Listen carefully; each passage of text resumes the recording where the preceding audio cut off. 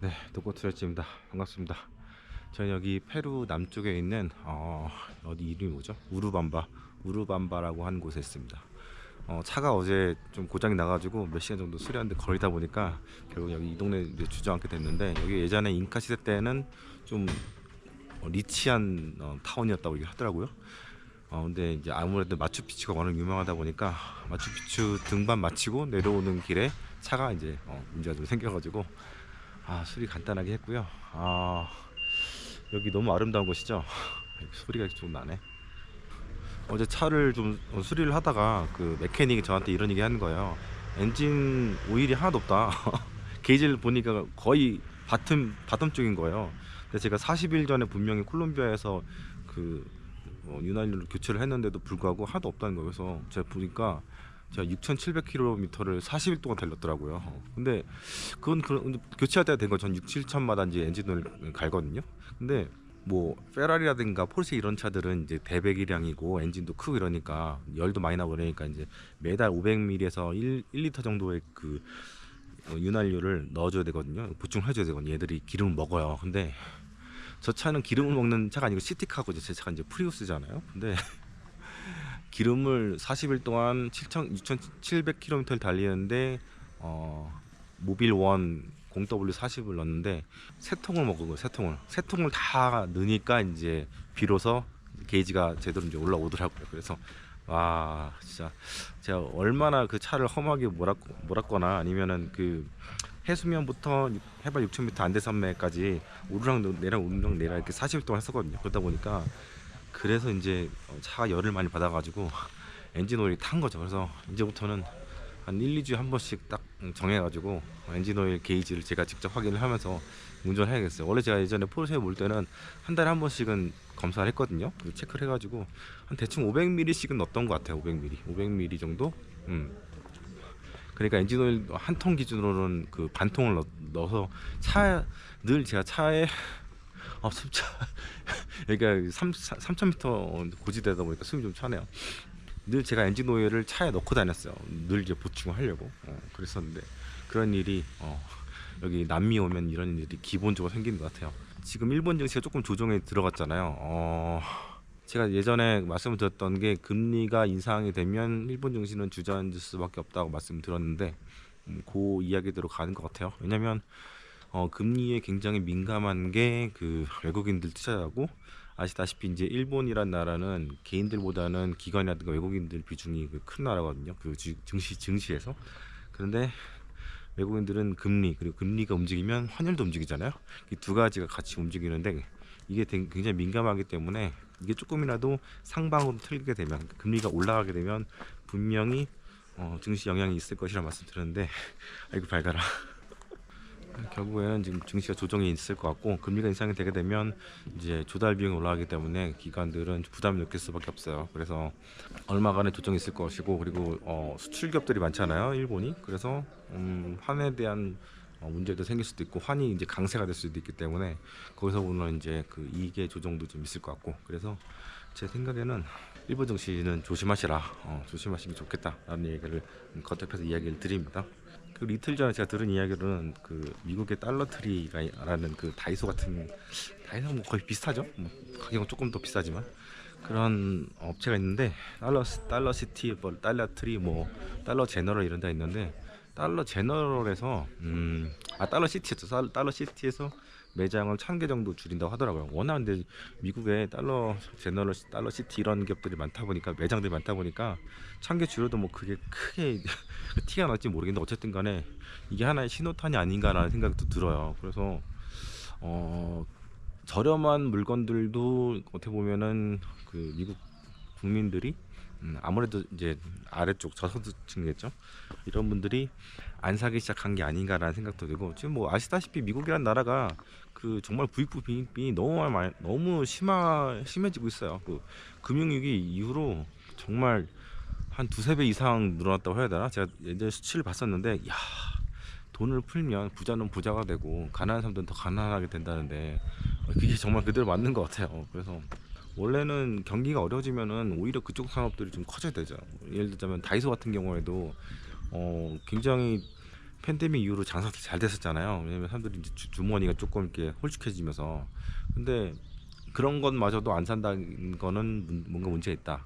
그런 생각 들고, 또 하나는 뭐 제가 예전 작년부터 계속 말씀드리지만, 재작년부터 말씀드린 게 알리, 테무, 뭐 쉐인, 쉬인, 그런 뭐 그런 쪽의 그 저렴한, 거의 이제 중국이 미국한테 덤핑으로, 어떻게 보면 전 세계에다가 덤핑으로 이제 물건들을 풀고 있는데 이제 공급 과잉이니까 이제 그런 것들, 그런 영향도 달러 시티, 달러 제너럴 이런 애들한테 영향이 분명히 있는 것 같아요. 그래서 야, 이거는 좀 심각하게 생각을 좀 해봐야 되는 문제가 아닌가, 그런 생각이 들거든요. 이게 비단 미국의 문제가 아니라 우리나라도 난리 났잖아요. 지금 전방위적으로 중국한테 다 모든 사람이 영향을 받는 것 같은데, 그래서 반도체 빼고는 거의 다 영향을 받고 있는 것 같고, 특히 이제 반도체 하나 우리가 기술 우위가 있는 것 같아요. 나머지는 기술 우위가, 제 생각하기에도 반도체 외에는 딱히 우리나라가 중국한테 강세가 있는 게 얼마나 있을까, 그런 생각이 들어요. 뭐 화학도 마찬가지고, 조선도 마찬가지고, 저희 단톡방에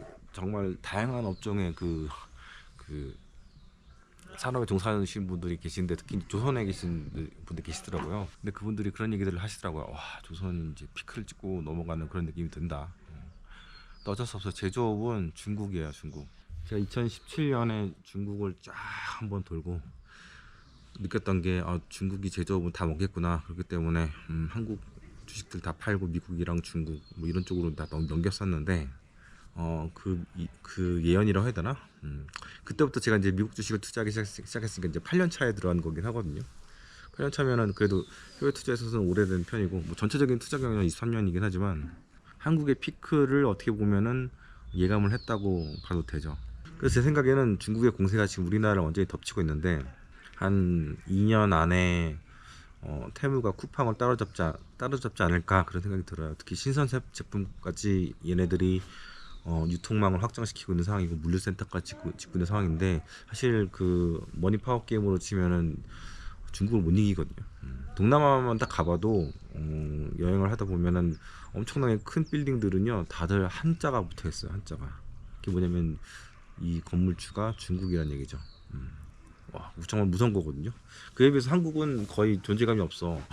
건물 하나 자체를 이렇게 가질 정도로 그렇게 투자 여력이 있는 데가 별로 없더라고요. 그래서 참, 거기서부터 머니파워 게임을 느꼈던 건 제가 2년 전이에요. 2022년 쭉 다니면서.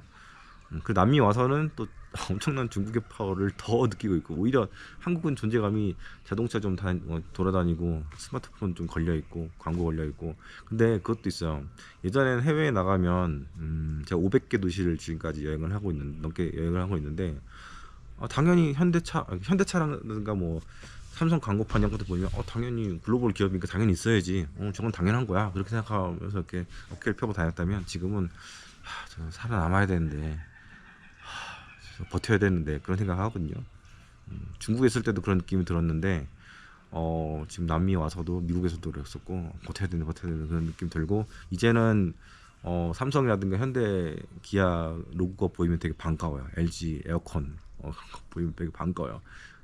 그렇게 지금 위태위태해요. 안에서 있을 때는 잘 못 느끼는데 밖에 있으면 느껴집니다. 그리고 지금 한간에 있어서 인플레 조금 튀어 올라왔다고 막 사람들이 막 얘기하잖아요. 언론들이 되게 앞서서 막 얘기를 하잖아요. 이제 그게 제일, 어떻게 보면 제일 위험한 게 언론들이에요. 언론들이 하는 얘기들을 너무 여러분들이 끌려다니니까 2년째 금리 인하 얘기를 막 부르고 있는데 거기 딸려갖고 있잖아요. 그래서 수많은 사람들이 TMF라든가 뭐 이런 TLT도 마찬가지고 많이 털렸잖아요. 근래 들어서 잠깐 조금 올라온 거지, 몇 달 사이 올라온 거지. 그 전까지 TLT, TMF 투자자들 얼마나 힘들었어요. 그리고 대부분 손절하면서 빠져나갔단 말이에요. 근데 저는 계속해서 생각하는 거는, 이게 추세적으로 이제 인플레이션이 올라간다고 보진 않습니다. 분명히 앞으로 경기 침체도 저는 있을 거라고 보고 있고, 그 조짐들도 아래서 보이고 있고, 그리고 말씀드린 대로 상업용 부동산 등 그런 신용 리스크도 우리가 좀 생각해야 되는 그런 부분들이 있고, 그게 끝난 게 아니거든요. 그게 진행형인데, 사람들이 이제 다 나스닥이라든가 이런 종목들, 몇 개 종목들의 랠리에 취해서, 사실 그거 없다고 치면 여러분들 이 경제가 그렇게 썩 좋은 건 아니에요. 그리고 종목들만 하더라도 M7 빼면은 나머지 수많은 수백 개의 종목들, S&P 종목들 올해 오른 게 없어요. 마이너스 1.5%라는데.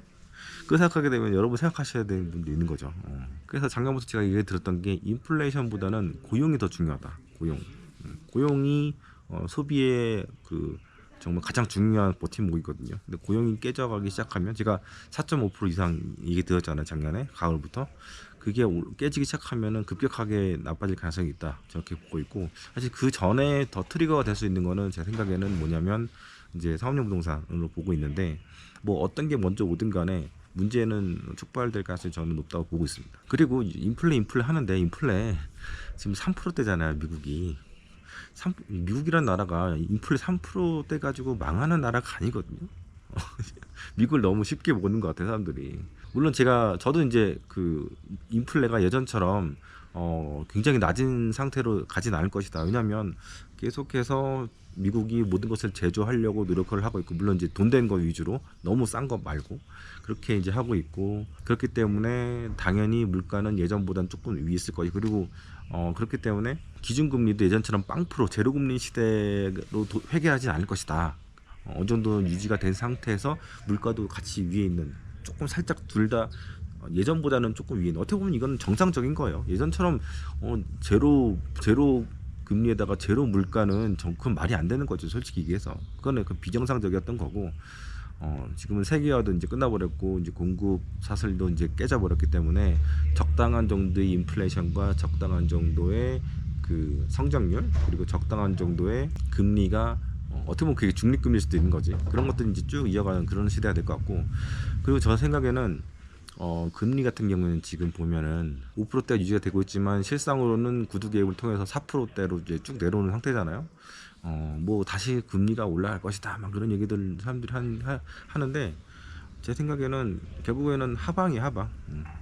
인플레도 결국에는 내려갈 것 같은데 여기서부터 획기적으로 막 내려가지 못할 것 같긴 하지만 이게 다시 4%, 5%, 6% 올라가는 그런 시대가 오기는 쉽지가 않아요. 그러려면 정말 경제가 화랑이 돼야 되는데 글로벌 경기 자체가 하랑보다는 좀 다운사이드를 지금 보고 있는 상황이고, 돈을 풀어도 예전처럼 막 미친 듯이 풀 수는 없는 상황이에요. 미국이야 지금 미친 거고, 지금 뭐 아시다시피 선거를 앞뒀기 때문에 돈을 미친 듯이 풀기 때문에 미국은 조금 영향은 그런 부분이 있긴 하겠지만, 기본적으로 볼 때 우리가 2, 3년 전에 있었던 그 고물가는 어디서 좀 많이 촉발됐냐면은 한 절반 이상은 돈을 푼 화폐적인 현상보다는 공급 사슬이 무너져서 그렇기 때문에 촉발된 게 더 크거든요.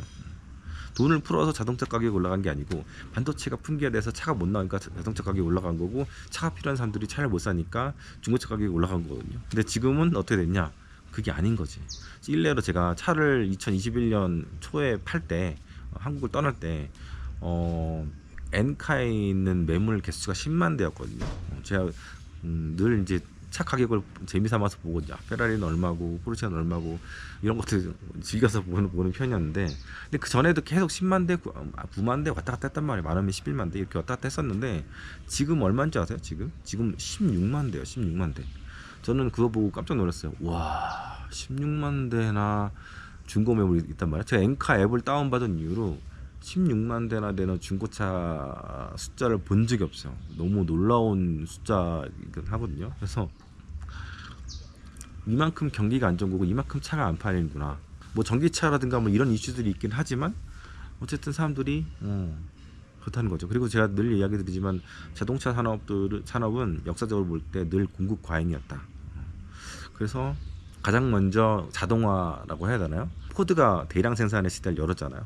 가장 자동화가 먼저 된 산업도 이제 자동차였고, 그래서 자동차는 제가 사본 적이 없어요. 현대차, 기아차 여러분들 막 좋아하시는데 저는 별로 그게 뭐랄까 매력을 느끼지 못하는 업종이라서 사지 않게 되는데, 어쨌든 테슬라는 좀 다르긴 하죠. 근데 결국 테슬라도 제가 말씀드린 대로 지금 이렇게 하락으로 가고 있는 상황이고, 진짜 이 주식 투자라는 게 진짜 어려워요. 이 정말 장래가 촉망받고 매년 30%씩 이상씩 성장, 매출과 이익이 성장하던 그런 기업이 이렇게 4년 전 주가로 복귀를 하고, 그리고 지금도 하락 추세에 있는 그런 모습을 보면은 주식이라는 게 진짜 어렵구나. 여러분들이 깨달으셔야 돼요. 제가 남미에서 이렇게 가장 무서운 게 강도 만나는 거나 소매치기 이런 거겠죠. 이런 범죄일 텐데 사실 그런 일을 겪을 가능성이 별로 없어요. 자기가 좀 조심한다면. 근데 한국에 살면은 그런 일 겪을 일이 별로 없잖아요. 대신에 한국에서 있으면은 주식 투자를 하면서 돈을 잃을 가능성이 더 많아서 어떻게 보면 주식이 더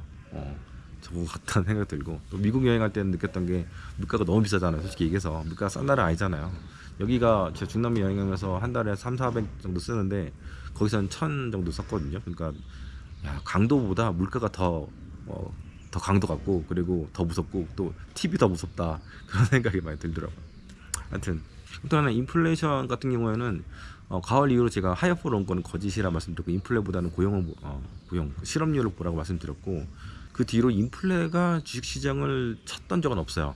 막 주식시장 흔들렸던 적은 없고, 지금 뭐 인플레가 막 온다고 하면서 뭐 시장 조정이 오는 게 아니냐, 인플레 때문에 조정이 오는 게 아니냐, 막 이런 얘기들 하는데 그거는 뻥이에요, 뻥. 왜냐면 지금은 뭐 시장이 너무 많이 가파르게 올랐기 때문에 조정의 빌미가 필요한데, 그게 인플레가 됐든 뭐 다른 이유가 됐든, 뭐 엔비디아가 그 반도체 주문하고 나서 대기 타이밍이 뭐 11개월에서 뭐 4개월, 5개월로 준 뭐 이런 이야기들을 이제 갖다 붙인 거지. 이제 뭔가 하락의 빌미가 필요한 거죠. 인플레이션 자체가 막 그렇게 영향을 줘서 시장을 망가뜨리거나 그러진 않을 것 같아요. 그리고 저는 그 참 사람들이 되게 잘 속는 게 뭐냐면, 2022년부터 여러 월가의 전문가들이, 리서치들이 금리가 곧 떨어질 테니까 채권 사라는 얘기를 계속해서 2년 넘게 얘기를 했는데, 수많은 사람들이 채권 ETF를 사면서 다쳤어요. 다쳤는데도 불구하고 아직까지도 그쪽에서 하는 얘기들 믿고 있어. 그리고 지난 분기 때, 지지난 분기 때 그걸 한번 맞췄다고 해서 다시 또 그걸 또 믿고 또 채권을 사고 막 이러는데, 채권 투자 진짜 어렵습니다, 여러분. 월가도 못 맞추는 게 바로 채권이에요. 한번 맞추면은 쪽집기가 돼서 추앙을 받지만, 시간이 지나면 또 못 맞춰가지고 또 가라앉고, 그렇게 이게 반복이 되더라고요. 제가 23년 동안 그 주식시장 있으면서 계속 보죠. 그래서 보면은 이게 반복의 역사인 것 같아요. 누구도 믿을 게 못 되는 것 같고. 그리고 코인에 대해서는 제가 10억 갈 가능성이 당장은 없을 것이다, 그렇게 작년에 뭐 이야기 들었는데, 당장은 1억을 찍었어요. 근데 저는 그런 생각했어요. 야, 이게 이상하게 묘하게 이제 주식시장이라든가 이런 투기 시장들이 심리잖아요. 투기는 진짜 거의 100% 심리거든요. 밸류에이션이 안 되기 때문에. 코인이 대표적인 거고, 코인의 적정가를 누가 만들겠어요? 그냥 사람들이 우우하면 몰리면 올라가는 거고, 아니면 떨어지는 건데, 저는 늘 코인에 대해서는 똑같아요. 코인이 뭐 얼마가 가든 뭘 가든 간에 늘 얘네는 인플레이션 해지 기능이 있다, 희소성이 있기 때문에, 또 사람들이 팬덤도 있기 때문에 그건 인정한다. 근데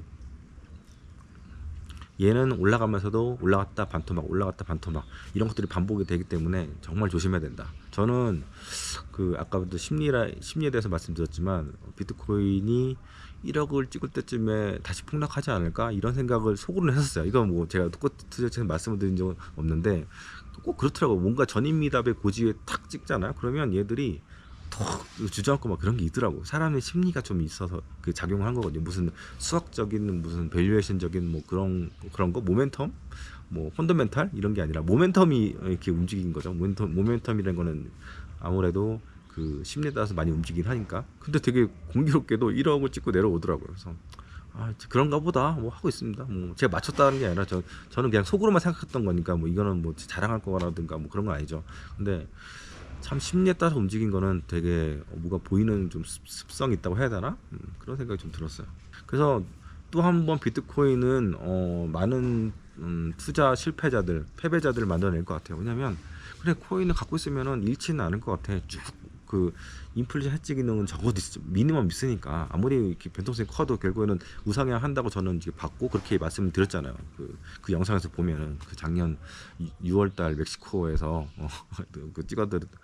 보여줬던 영상 보면, 근데 그 변동성에서 사람들이 다 죽어나가는 것 같아요.